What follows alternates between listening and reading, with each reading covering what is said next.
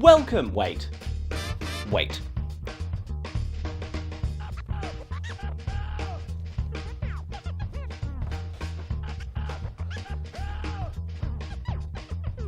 Welcome. In 2019, I read one book. One book! It's not good enough! So in January of 2020, I made this video. Books. Books are great. And I want to read more of them. Where I set myself the challenge to read one book a month, every month, for the entire year. And this is the result. Behold! This is the thumbnail shoot right here. So I wasn't able to read one book every month exactly. Some months it took me a couple of months to get through some of the bigger books, or some months I read like 2 or even 3 books. But the result was I managed to get through 13 books in the year, which is it's not bad.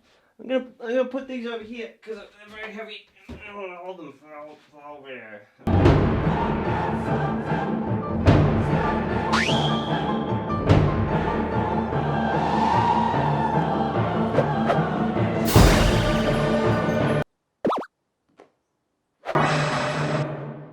How about that? Is that better? I don't know. They're back there. So I'll start by giving you an overview of everything I read this year, and then I'll go a little bit more in depth into each individual book and just chat about what I thought about it, so that, you know, if you're interested in learning about some of the books that I read and you might want to read them yourself, then there you go. There'll also be a time thing down in the video, so you can skip to the books that you actually want to hear about and not the ones that you don't want to hear about. It's very complicated science, essentially. Also put time codes in the description. So basically you can skip any part of me talking that you're not interested in hearing, so that you can just get all that out of the way. I'll also warn you, all of these books are fiction novels, because that's all I read. Most of them are either science fiction or mystery, I guess. I know they say, I think you're supposed to read one old book for every 5 modern books you read, but pretty much all of these are old books. Yeah, I think I read like 1 modern book for every 2 old books that I read, so there's that as well. Yeah. All right. Here are the books I read in 2020 in the order that I read them. Thrawn Alliances, Thrawn Treason, Nest Egg for the Baron, Out of the Silent Planet, The Riddle of the Sands, At the Mountains of Madness, The Baron at Bay, Dune, The Cockroach, Perelandra, Do Butlers Burgle Banks, Aftermath Life Debt. And finally, That Hideous Strength. Haven't finished this one yet.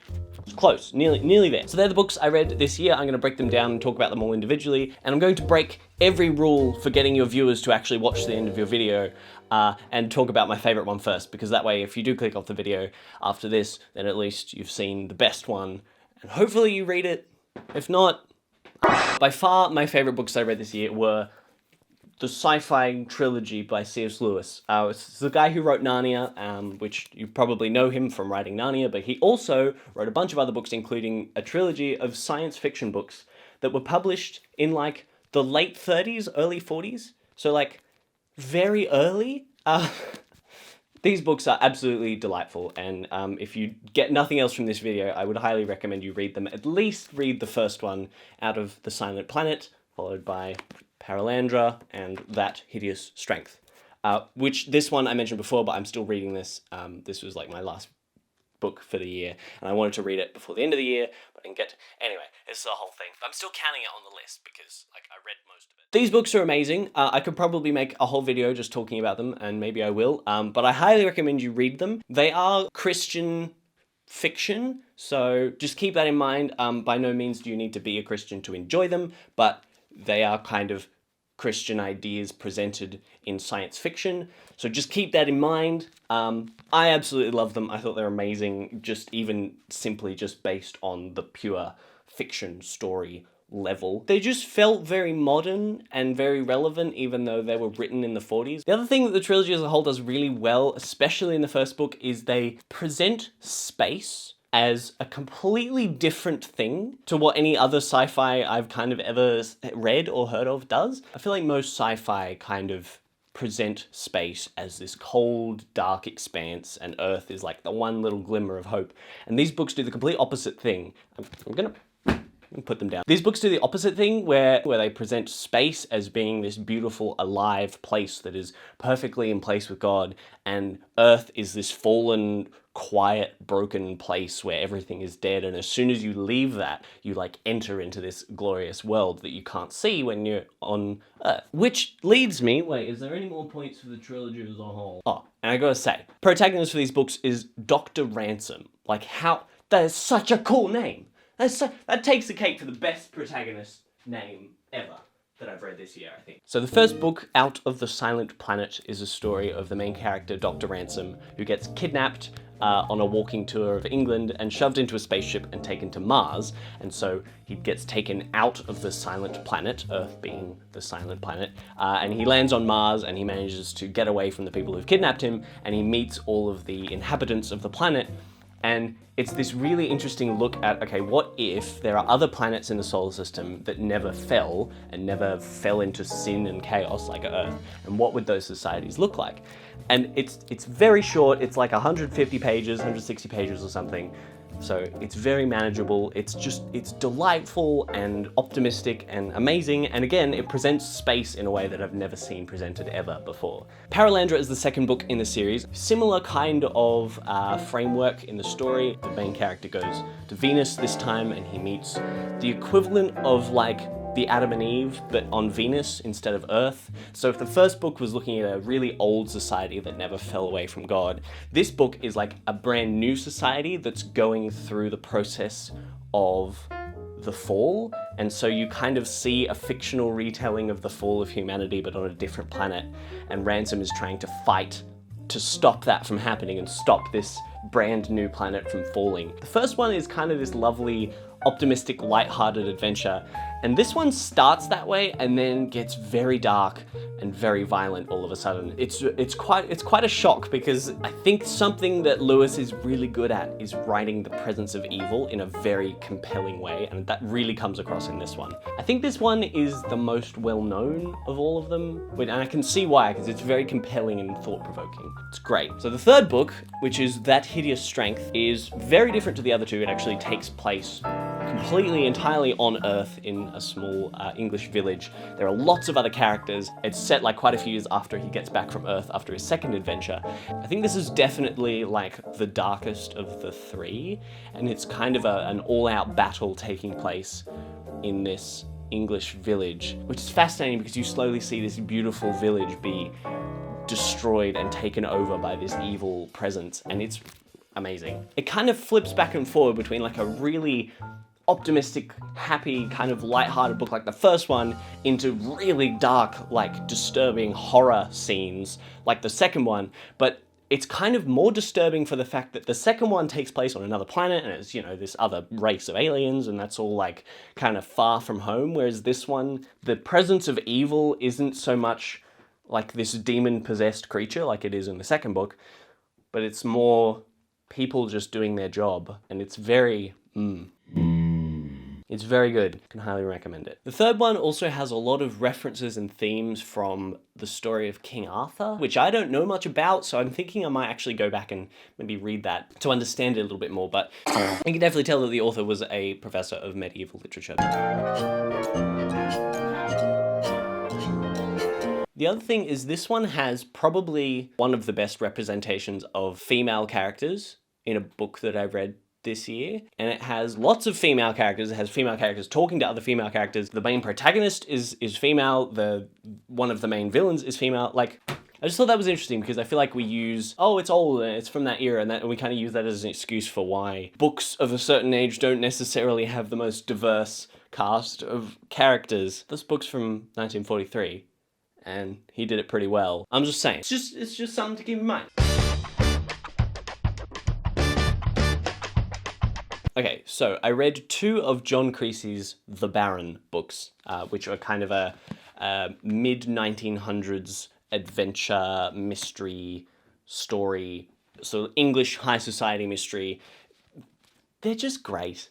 They're just great. I felt like these books were like the equivalent of like comfort food books. They're not that long. They're always an exciting adventure with a twist that you kind of see coming but don't. So they're a bit predictable, but they're not too predictable to the point where you you don't want to get to the end. They're always suspenseful and they've got lots of action, and I just loved them. This one, however, which was Nest Egg for the Baron, has the worst cover of any book I have ever seen, which is why I created my own, because I couldn't look at it. Here, let me show you. It is absolutely hideous and I hate it. However, the book itself is good. So if you can get past the cover, or just make a new one like I did. This one I think was my favorite. It kind of has the most exciting action and, you know, various things happening. I'm pretty sure, apart from a few like this, they're mostly out of print now, which is a shame. You might be able to find some secondhand. I mean, this one is obviously very old. The other thing to keep in mind is John Creasy wrote under several pseudonyms, and the one that he used for the Baron was Anthony Morton. So this book is actually under Anthony Morton. So just keep that in mind when you're trying to look for them, if you're trying to look for them. This one was released in 1938, and this one was released in 1954, I think. It was just a good time. They are a little bit dated in that most of the stories are male characters attempting to save female characters from doom and or murder or being framed. And as we've seen with the sci-fi trilogy, it definitely wasn't just the time, because there were people writing back then that weren't doing that. Just keep in mind, it's not the worst. There are definitely lots of female characters, and there are conversations between multiple female characters, which is always good. But in general, I thought they were just really fun mystery adventure books. So if you can find them, highly recommend.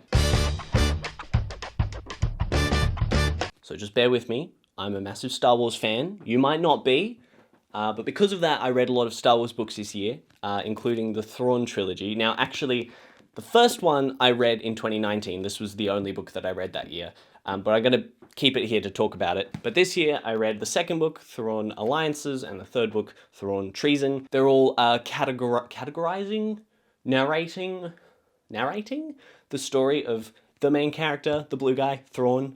At the start of the first book, he gets found randomly in a little hut on a planet, and by the end of the third book, he's like a Grand Admiral, I think, in the Empire. So the first book is kind of his rise to power in the Empire, and we also get a B-plot of this aspiring politician who starts like running her family's mining business, and by the end she's kind of climbed the ladder of politics, but also kind of paid the price for that, and so by the end she has to do some really evil stuff, and she's kind of more evil than the villains. I really liked that. I thought that was a really good thing. The other thing about these books is all of the characters are villains, because they're all characters from the Empire.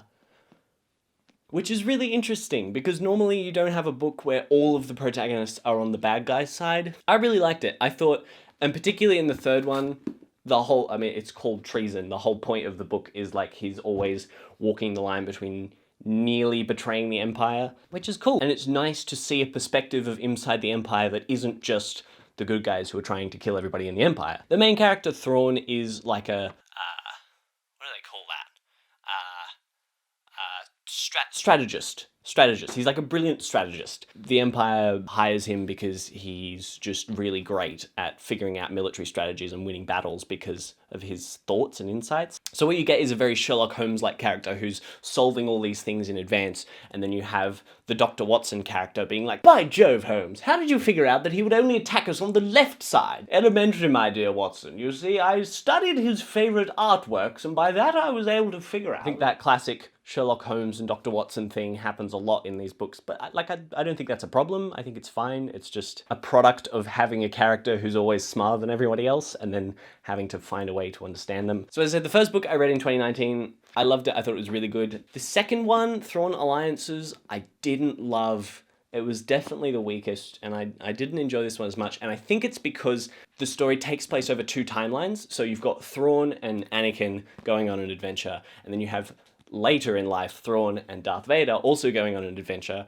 which is fine, but the problem is both timelines are adventures that take place on the same planet in the same city, and so I think what he was trying to do was this. They're going back to this place to defeat an enemy in the same place that they went when they first met, which is cool, but you kind of end up with a book where it's just the same adventure being told twice in the same place, and it's just a bit boring. So the B plot of the book is that they're going to rescue Padme.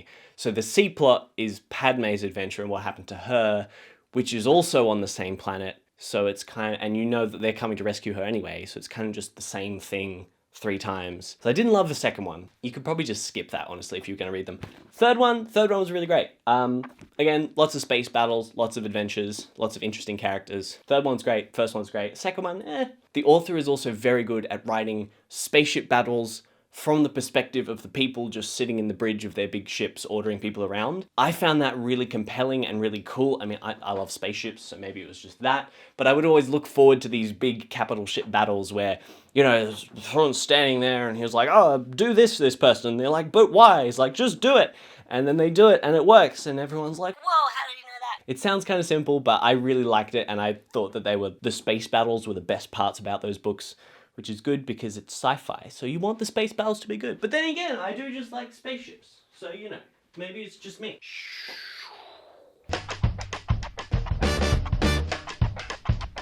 Alright, you kids, it's time to talk about Dune. This book is very much a classic, and I think particularly recently it's kind of gained popularity because of the new movie coming out and all that. So I think the best way to describe Dune, on the back it says, the greatest science fiction novel ever written. So when I read that, I was like, I love sci-fi. I know that this was the book that inspired Star Wars, and I love Star Wars, so I gotta read it. And I really liked it. Okay, so if you don't know what the story of Dune is, basically there's this planet called Arrakis, which is also known as Dune, and it's a desert planet. And on that desert planet, there are sandworms and this incredibly valuable spice, which the entire galaxy wants to control. And the main character's family is put in charge of taking care of the planet, and through the course of the story gets betrayed and then has to fight their way back to gain control over the planet and therefore the spice and therefore the galaxy. The biggest thing I can say if you're going to read Dune is it won't be what you expect. I was kind of going into this expecting lots of space battles and like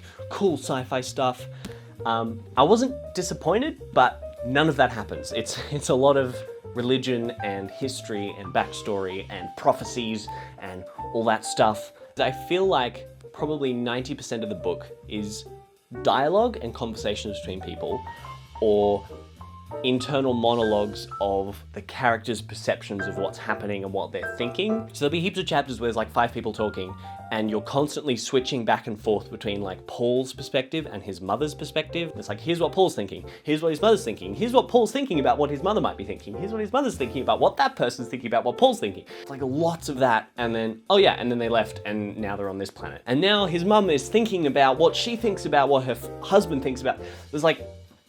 There's lots of thinking and talking, which is great. It's just very complicated and detailed. And also, do not expect to understand any of the lore or the backstory of the world and the universe and the religions and the Bene Gesserit and the Atreides family and the Harkonnen family and the Fremen and the Sandworms and the Guild and the Emperor and the Sarkar and the Fadakin and the so many things. Don't expect to understand any of that until you're at least halfway through the book. And I think that that's the way it's supposed to be, and that's okay. There is also a ton of Arabic and Islamic words and themes and ideas, which is great, but it's also very difficult to read and figure out how you're supposed to pronounce all these words that you've never seen before if you don't speak Arabic like me. Even at the very beginning, you're presented with like 15 words that you don't understand. You don't know what they mean or what they're referencing, but they seem really important to the characters. And then about halfway through, you'll be like, oh, that's who that was. That's what this was. That's why this was important. And I think that's fine. You just have to be patient and bear with the story and trust that it will explain things eventually. There is also like 100 pages of glossaries and appendices and things in the back to help you understand the world, which I must admit I didn't read all of. So if you're a bit lost, maybe you could read that first and then start the story. That's an option. So that's Dune. It's a classic. I'm really glad I read it. I've got the next book, Dune Messiah, which I'll be reading this year. It's a big one. It's very complicated. This is definitely the biggest book I read this year. Yeah, it was a good time. I feel like I'm initiated now into the world of Dune. And I get why there's this thing, nobody can explain it to you, you just have to read the book. And I really get that now, because after reading the 500 something page book, I'm like, I think I get that now. There's so much stuff that you can't just give you an overview, you just have to actually read it. which is brilliant. And I can see why it inspired so many things like Star Wars, because the depth of the world building is huge. Oh, the other thing, there are no computers or tech, because that was outlawed like thousands of years before the book is set. So the equivalent of computers in the Dune universe is these people called mentats, who are basically human computers. Like, they're so brilliant that they can navigate and do mathematics and engineering just in their own brains, because computers were completely outlawed, which is another interesting thing. Like, you don't have all of that tech stuff that we think is so synonymous with sci-fi. And I think that also is why a lot of the book is just people thinking and talking to each other, because that's the way they have to figure stuff out in that universe. They can't just type into a computer, you know, okay, what's the best strategy for this battle? No, they have to actually talk to their mentats and their advisors on how are we gonna win this battle. Anyway, I could make a whole video on Dune as well, but that's Dune. All right, let's move on.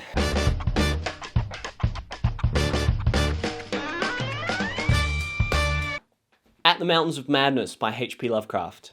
I've never read a Lovecraft book before. Oh, this was written in like 1936, I think. So it's quite early, and it's Lovecraft, I believe, is credited with being like one of the first proper horror writers. So I was interested to be like, well, see how that turns out. He has a very particular brand of grotesque horror, which I don't necessarily love, but I wanted to give it a try because I was like, well, you know, at least I'll have read a Lovecraft. I also very much don't agree with like any of his worldviews. He was like extremely racist, so keep that in mind, but I'm not talking about his personal views or opinions, I'm talking about his writing. So this book is the story of an Antarctic expedition that goes wrong and gets attacked by aliens, basically. So this is like a novella, it's a short story, it's just over 100 pages long, so it's very short. Apart from Dune, I think this is one of my favorite covers of the year. Like, it's so nice. I think this is the 2019 reprint version. The first 3 or 4 chapters are just the notes of one of the characters who's kind of in charge of the expedition, saying what they found loosely, and then saying, then we went off and did something and decided to go home and we made it back home safe. That's the end of the book. And then the rest of the book is him saying, okay, this is what happened when we went away for like 16 hours and what we actually found and why we actually went home. So the idea is like, they told the news people one thing and then this is the account of what actually happened. Despite being a really short book, I felt like it really dragged on, and I was kind of waiting and there was kind of nothing happening. And I was like, come on, let's get to the thing. And it felt a bit predictable. And then you kind of finally get to the end and there's like a double twist that happens at the end. And that's really like, oh, okay, I didn't see that coming. So that's cool. But it's just, it feels a bit monotonous and repetitive to get there. And there's also a couple of chapters of very forced exposition where they're just interpreting carvings on the wall and miraculously telling you everything about this civilization just from a couple of pictures on the wall. Camera battery ran out. Sorry, we're back again. Where did I put it? Where did I put the book? Oh, it's over there. It's all right. I can say I've read a Lovecraft horror, so that's something. The twist in the end was like good, but also like, well, we know they survive, so they're not in any real danger. I don't know. Mountains of Madness, it was okay.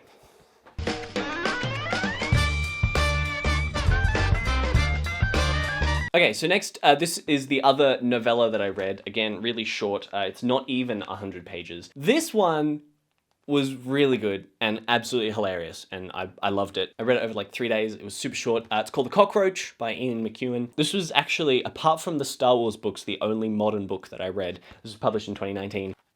It starts off with the main character, who is a cockroach, swapping bodies with the Prime Minister of England. And then by the end, it's become this absurd satire on politics and on Brexit and all of this stuff in a very abstract way. I really liked it.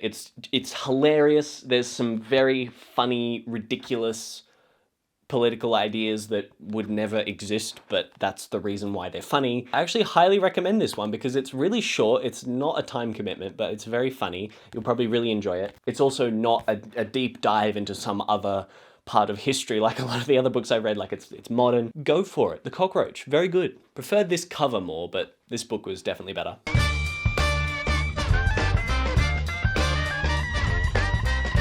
Hi, I'm wearing a different shirt now because I'm recording this video over 2 days. So it's me on a different day. Don't panic.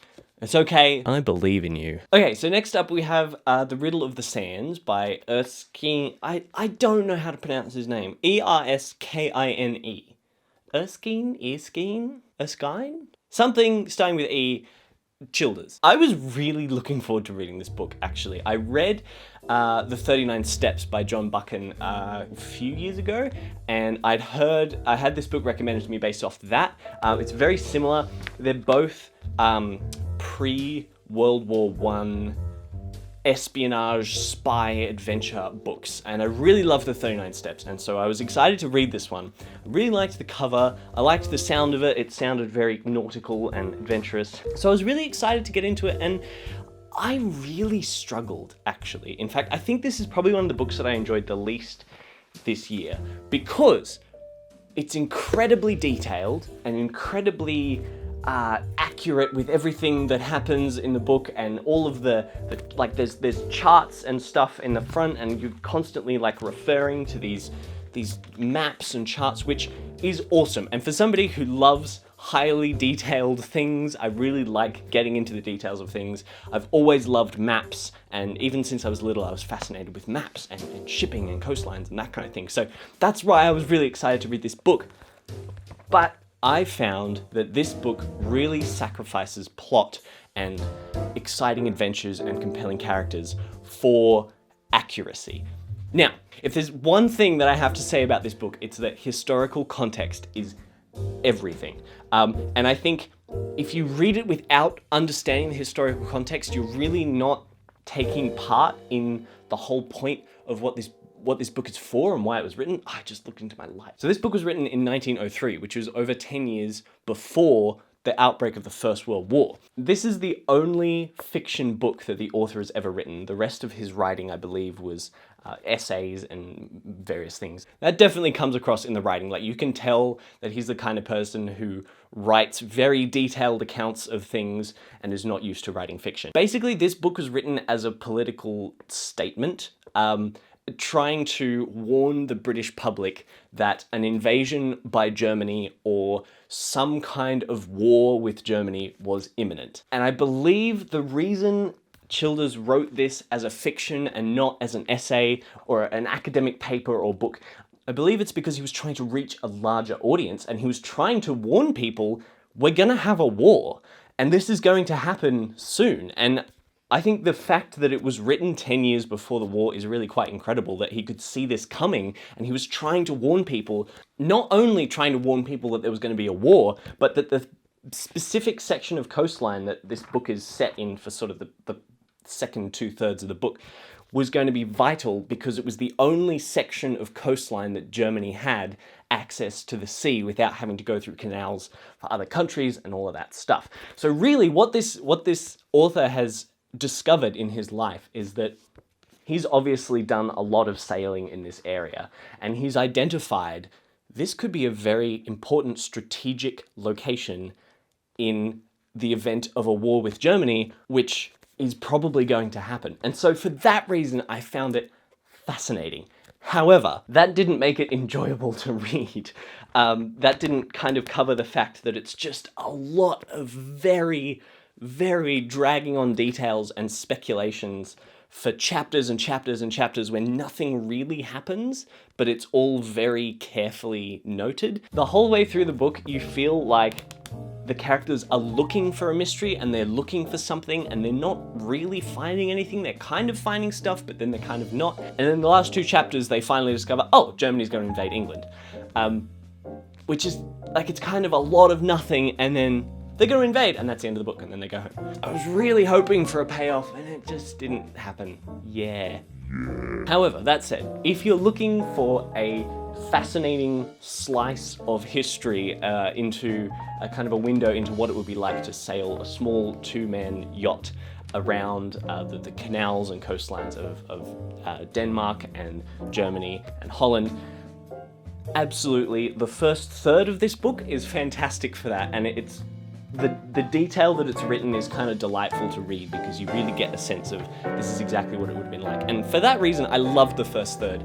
I just found the second 2/3 of the book really, dragged on and they were hard to get through. But I understand why, because of the historical context. So I wouldn't recommend this book for you to read at all. For somebody who loves mapping and coastlines and highly detailed things, I struggled with it. So if they're not things that you absolutely love, I wouldn't recommend you to read this book. If you're interested in that period of history, and if you're interested in seeing what life was like back then, absolutely give it a try, even if you just read the first kind of third or the first half. But as a mystery book, really just read the 39 Steps. There's a reason why that one's really well known and this one isn't. Fascinating though. I feel like I learnt a lot. I just didn't love the process.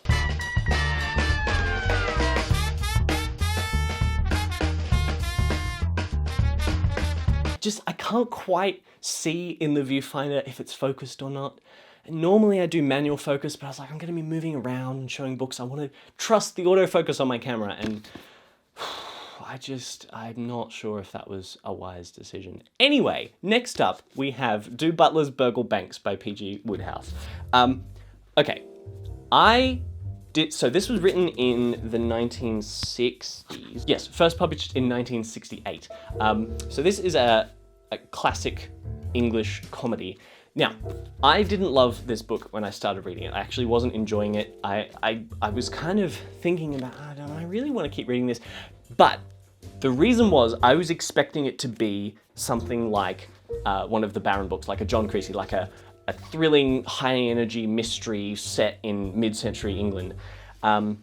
It's not that. And that's why I didn't enjoy it for the start, because my brain was in expecting a mystery. That's not what this book is about. This book is a comedy.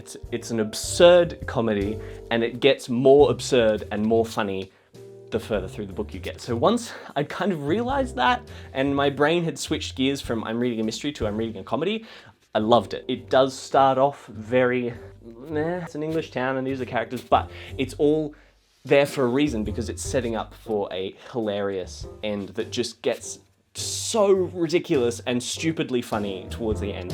It's really, really good. And it's also fairly short. It's like 200 pages or something. It's a very manageable book to read. It's super short. It's hilarious. The ending is just so good. By the end of the book, there's like 5 different groups of people trying to rob the bank, including the bank manager, all for different reasons. I absolutely recommend this one. Just keep in mind you're reading a comedy, not a mystery, and you'll enjoy it more if you keep that in mind. Last and kind of least, I've got Aftermath Life Debt, which is another Star Wars book. I know, I'm sorry, I like Star Wars, and I like reading, so I'm combining the two. So this book is the second book in the Aftermath trilogy, which I haven't read either of the other books. And the reason I got this one is, 1, I liked the cover, 2, the story sounded more interesting, and 3, the reviews I read said that the first book isn't very good, so I was like, well, I'll just start with the second one. This is the only book this year that I didn't finish. Excluding that Hideous Strength, which I just haven't finished reading it yet, but I'm going to. This one I actually chose not to finish because I wanted to start that one and was too excited to read the next C.S Lewis book and just couldn't. And I'm like, I'm so close to the end and I just couldn't get there. It also took me like 3 months to get through this and I still didn't finish it, which admittedly was because it was towards the end of the year and I was really busy with rehearsals and stuff for the dance course that I was doing. So like this rode around in my dance bag and I would like bring it out at lunchtimes and during rehearsals when I wasn't doing anything. So that was fun, but it just, it's fine. It's fine. I think a lot of the problem I had is the 2 books I read before this were Do Butlers, Burgle, Banks, which is a brilliantly written comedy, and Perelandra, which is an amazing, thought-provoking, incredible book. And both of those authors are very eloquent and just amazing writers. And then I got to this, and it just felt a bit colloquial, actually.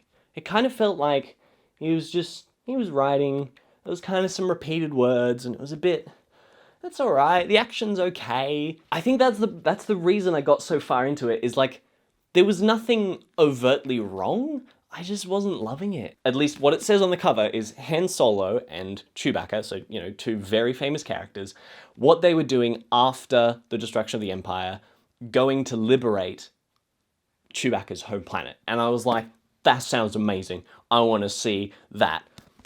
those characters don't show up until halfway through the book. Literally halfway, they finally show up. And that's what I bought the book for. The other characters are fine. Like the other main characters are really good. There's a fairly diverse cast of other characters and they're good, but I bought the book because of Han and Chewbacca, not for these other characters. And I guess maybe if I'd read the first one, it'd make more sense, but I didn't not like the other characters. They just weren't what I was expecting from a book that says on the back, there's Han and Chewie going to rescue the Wookiee planet, Kashyyyk. I don't know, there's also a bunch of stuff that happens, like every 3 chapters there's an interlude that happens on a different planet with a different characters that's seemingly unrelated, that's never revisited again, and for somebody who loves all of the little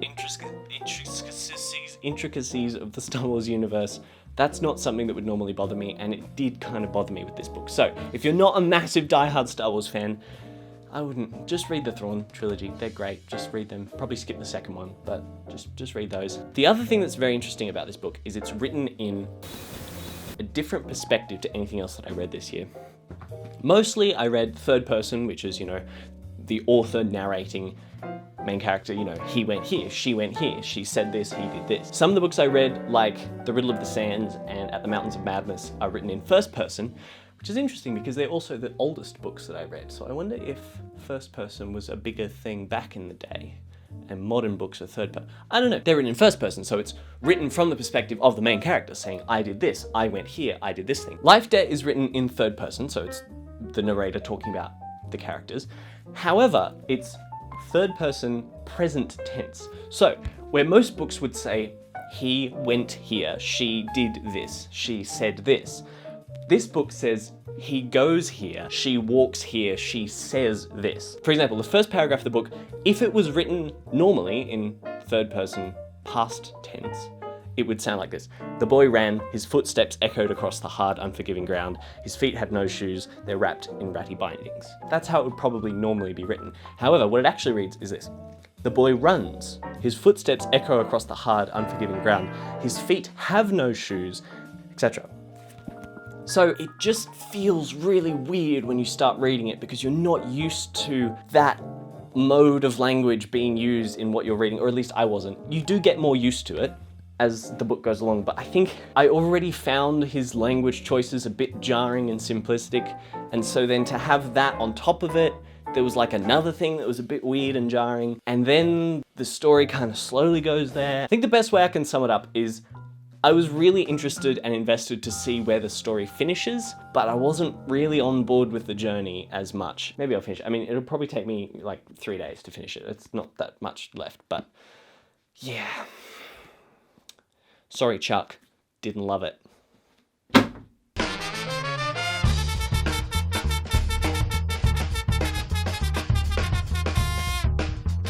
So there you go, that's all of the books that I read last year in 2020. I hope this video has maybe helped to inspire you to get back into reading, or maybe it's given you some options of books that you could read that you haven't read before.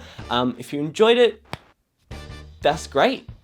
You can like it if you want, but I don't know, that's up to you, not me. If you have any book recommendations for me or anything that you think I should read, either because you loved it or based on what I read, feel free to let me know in the comments or send me a message or any of those things. I hope to be able to do another one of these next year. I'm hoping I'll have read even more books in 2021. But thank you for watching this video. I hope you found it somewhat entertaining, and I encourage you to pick up a book and give it a try. Maybe start with something that you know you'll enjoy and then branch out from there. That's a really good thing, and that's what I did. I read something that I knew I would like, that I was invested in already, and that helped me because a couple of months in I'd already read books that I enjoyed, and so I was in the swing of it, and then I could tackle some harder and more challenging, difficult, time-intensive, brain-intensive books to get through. So I don't recommend you continue with books that you're not enjoying. I did, just because it wasn't quite long enough where I was like, I'm never gonna get through this. If you haven't seen already, we just released a short film a couple of weeks ago. It's an improvised short film, which is the 4th in our Bear Grylls comedy parody series. There'll be a link to that in the description. I'm also involved in a podcast, which is a improvised audio drama podcast called Dark Tides, which you can find on Apple Podcasts. and Spotify and Google Podcasts. Give it a try. It's a ton of fun. Chester's brother's written it. Chester and I are voice acting in it. That's about it. Thank you for watching, and I will see you in the next video. Keep reading. It'll be great. Okay. Bye-bye. I feel like I blend in too much with this shirt on. Do I? Do I blend in? Do I blend in, Budget BJ? Yes. Yes, BJ, you blend in too much. Oh, really? But it's kind of a medium grade. No, it's not good enough. But you sure? That means I have to go and put another one on. Yes, do it. Do it for the views. No, Budget BJ, I'm not doing it. You can't make me. Yeah. Oh! This video has already gone so far off track so quickly. This is YouTube content in 2021. Hey, how you doing?